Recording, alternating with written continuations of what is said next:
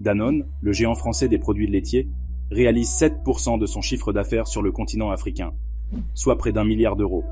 Cependant, l'entreprise fait face à de nombreuses difficultés sur le continent ces dernières années, qui forcent le groupe à revoir ses ambitions africaines à la baisse. Quels sont ces défis? Pourquoi l'intérêt de Danone en Afrique semble s'estomper? Sans plus tarder, sautons dans ce wassasso. Danone est une entreprise agroalimentaire française spécialisée dans les produits laitiers, notamment les yaourts. Elle est présente dans plus de 120 pays et emploie plus de 100 000 personnes dans le monde. Depuis 2010, Danone a manifesté son vif intérêt pour le continent, en vue de consolider ses positions et d'acquérir de nouvelles opportunités commerciales. Avec une présence significative dans plus de 40 pays africains, Danone est un des acteurs majeurs de l'industrie agroalimentaire africaine. Au cours des dernières années, Danone a investi massivement pour son installation en Afrique. Au Ghana, l'entreprise a augmenté sa participation dans l'entreprise Fanmilk, une entreprise spécialisée dans la production de crème glacée et de jus dans l'Afrique de l'Ouest. Cette opération lui a permis de s'étendre sur de nouveaux marchés africains et d'élargir sa palette de produits. En Égypte, Danone a construit des fermes et acquis la société égyptienne Al-Ayeb, une société qui produit des fromages frais, renforçant sa présence en Égypte, qui est un marché crucial pour le groupe. Danone s'est également concentrée sur le développement de produits adaptés aux spécificités des pays où elle est présente. La société a travaillé avec des partenaires locaux, tels que la laiterie du Berger au Sénégal, pour développer des produits à partir de matières premières régionales.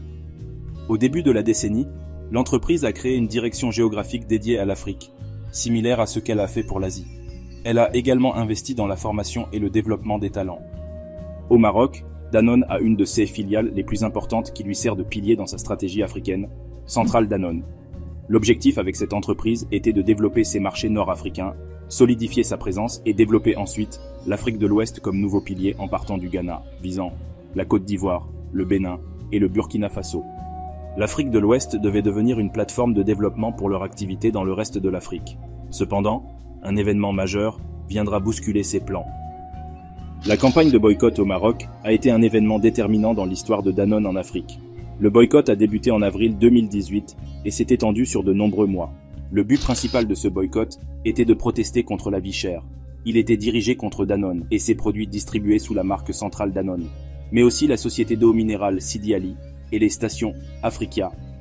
Certains consommateurs exprimèrent leur mécontentement face au prix des produits, tandis que d'autres remettaient en question les pratiques de l'entreprise envers les éleveurs marocains. Certains consommateurs ont également évoqué le caractère transfrontalier de Danone et ont donné de l'écho au sentiment général parmi les jeunes Marocains de ne plus vouloir voir des multinationales profiter de leur pays pour ensuite rapatrier les bénéfices en Occident.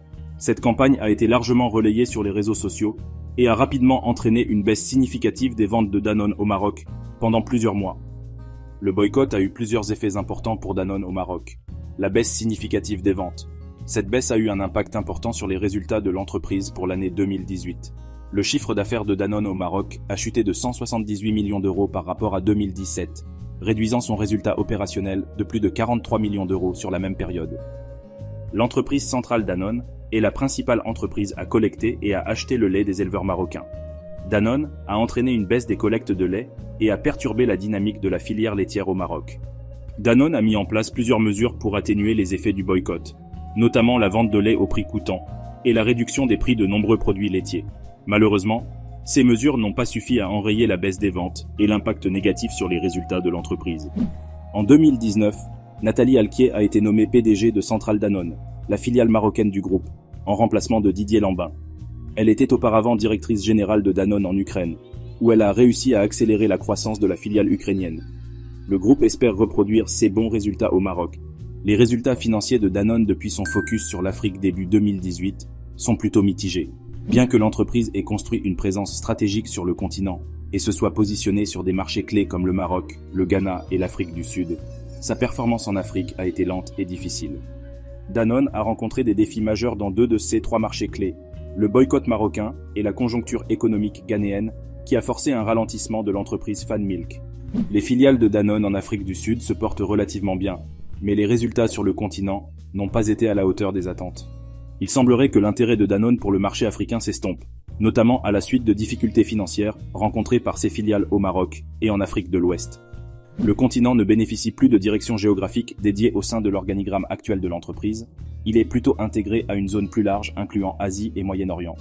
Danone reste fermement impliqué sur le continent, particulièrement en Afrique de l'Est, où ses activités se portent bien. Mais on peut se poser la question de sa stratégie à destination du continent, et même du maintien de son intérêt pour ce dernier, suite aux complications rencontrées ces dernières années.